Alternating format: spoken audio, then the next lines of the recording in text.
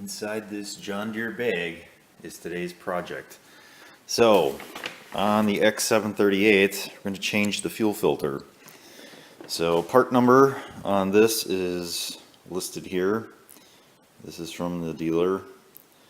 And actually, this filter didn't cost me anything.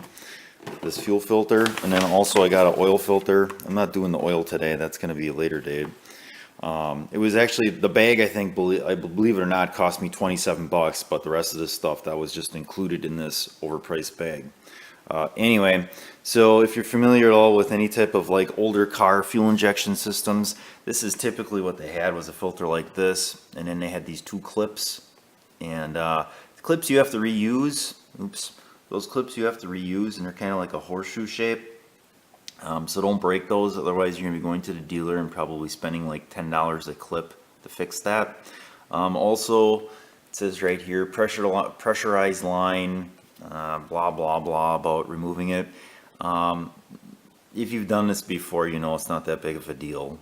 Just take one of them off, and maybe some fuel will leak out a little bit. It shouldn't spray though, especially if the vehicle, or in this case lawnmower, has been sitting. And then on the back side here, to get this off, I thought it was bolts. It's not. It's just one of those plastic push keeper things. So probably start by, it's funny, they run this hose through like that. Huh, you would think that that would rub on that hose. We'll pull these off first, and then I'll show you how to get these off, hopefully without breaking them. Alright, that's pretty close. Alright, so what I'm using here is this. I don't know, I got this a long time ago. You can get these out without this, but since I have it, it just makes it that much easier to get it out. And I'm assuming these clips that hold this fuel filter on, these are not to be reused, because you kind of tear them up getting them out. I'm reusing them, and it's going to be just fine. You can do whatever you want to do, but that's how I'm going to do it. And then, like I said, with these clips here, it's kind of horseshoe shaped, so they're in there like this, and what you need to do is get both of these ends in, and then this will slide out to kind of release that clip. So let's get that out of the way. I wish I could spin this whole thing around, but I can't. So like that, and there's a tool for this. I don't obviously have it because I don't do it enough, but they do make a tool to take off these clips. So if you have small enough screwdrivers, this will work.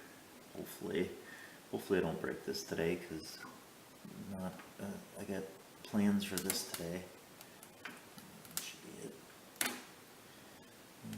I need another smaller screwdriver. I could try this. We got a smaller pick here, maybe that'll work. Yeah.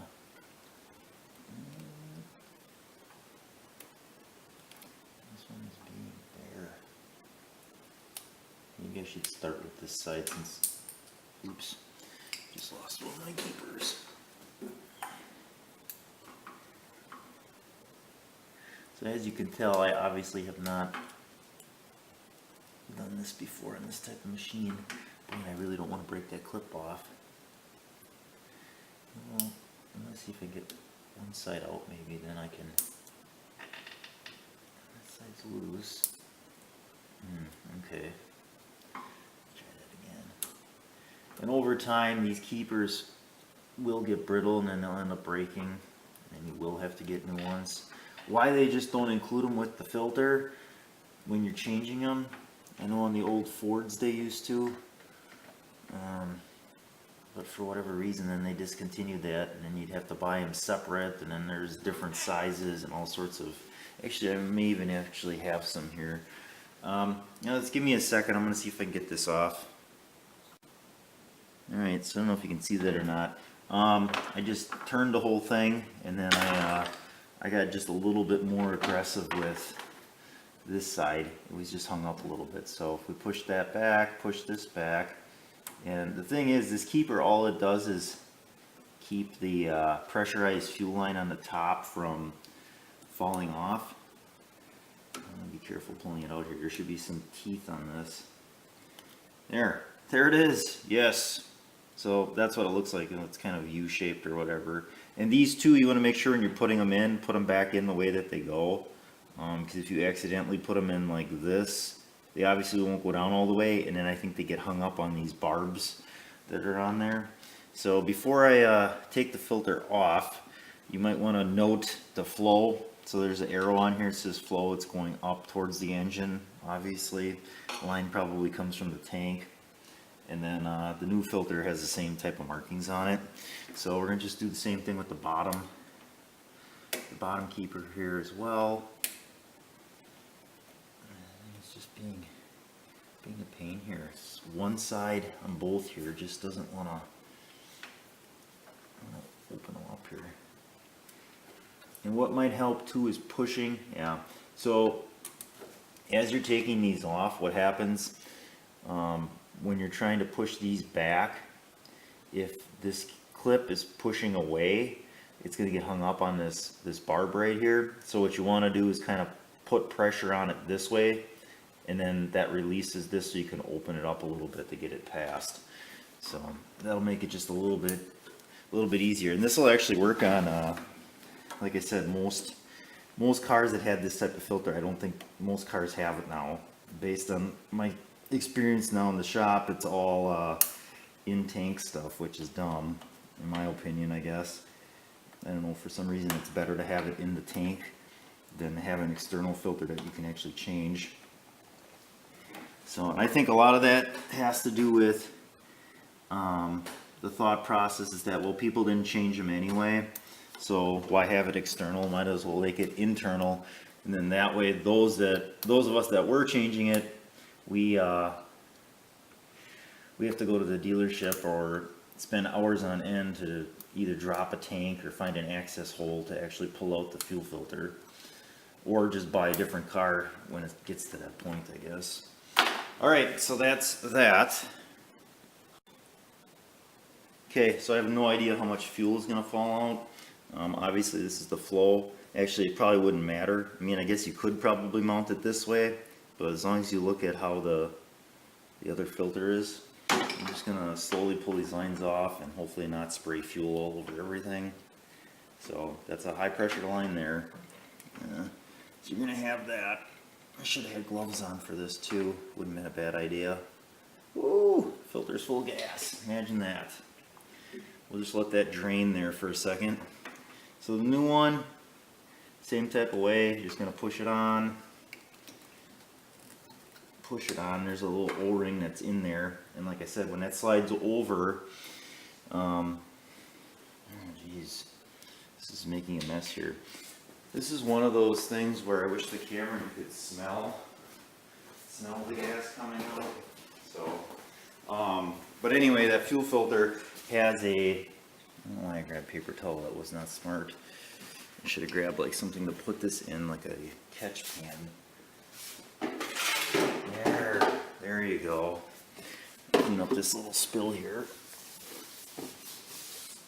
Anyway, on the filter, you'll see that there's this ring that comes around. So when you push this top or bottom hose over, it slides over top of this, and all this keeper does is hold that on so it can't slide off. This doesn't do any of the actual like sealing or anything. There's O-rings on both ends of these high pressure lines, I guess.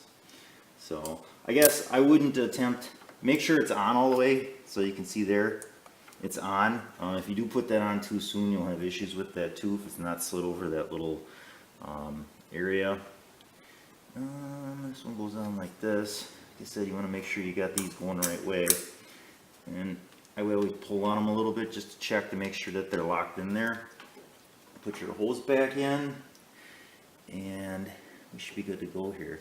And this was a project I wasn't going to do today because I actually planned on using this here and loading it up and going out doing some work, but I was like, you know what, this can't take that long. It's really super easy to get to, and it would actually be kind of dumb if you had a machine like this and you couldn't do this. It's pretty basic. John Deere, in their infinite wisdom here, actually did a pretty nice job with this. I'm not going to say that about everything that they do, but This particular item, this is pretty easy to access and it's pretty easy to change. So I would say on a scale of 1 to 10 on difficulty, this is probably about a 9.5. I mean, I just make it look easy. So anyway, it's all the tools, the right tool for the right job. That's really what it is. Get this one in here. Oh man, there it is. All right, so that's that. That is a completed project. So what I'm going to do is I'm going to turn the camera off now so I can go get this gas off my hands, and then I will come back and we'll try starting it and verify that the thing runs now that I changed the fuel filter.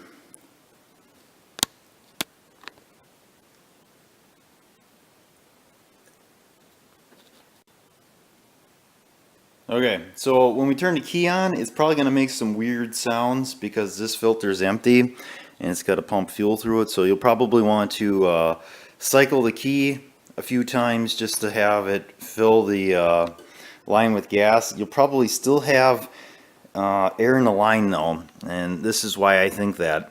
So there's nothing in here, but now you have a sealed system. So if you start pumping gas in, either you're going to be pushing that air up, or this line up here where it drained out some, there's probably air in this line too.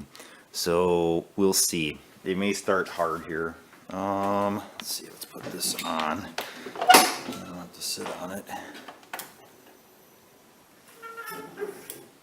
Yeah, so it made some weird sounds. Let's try that again. Well, it sounds fine now. Unreal. Okay, we're gonna try starting it.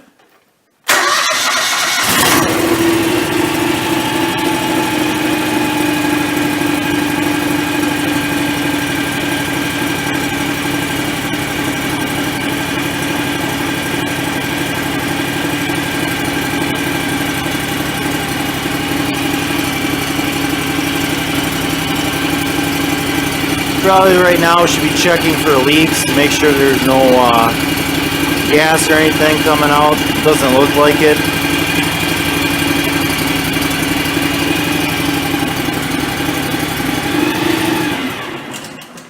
And I think the other thing too that should be done at the 200-hour service is maybe spark plugs. Maybe not. I don't know. That might be like, I don't know, some of these lawnmowers it says to do it annually, but I don't know. That, and looking at this antifreeze here, well, you can't tell. Well, you can't see it. The camera's got too much light here for me to get that to work. Yeah, I can't adjust that. Well, anyway, it looks like it's been coming out the top instead of going down the overflow here, which is odd. So anyway, so yeah, that's going to be a completed project. Like I said, this is a very overpriced bag. So, but I did get a John Deere oil filter, so when I do the filter change, I won't hear all the comments on YouTube about how I use my Fram filters. And even though that Fram filter is probably like $4 or $5, I want to say this is probably like 10. I don't know. I'll look it up. I'll let you know when I do the actual oil change. So, all right, there you go. There's your early morning before. Well, it's before 7 a.m. Fuel filter change on a John Deere x738.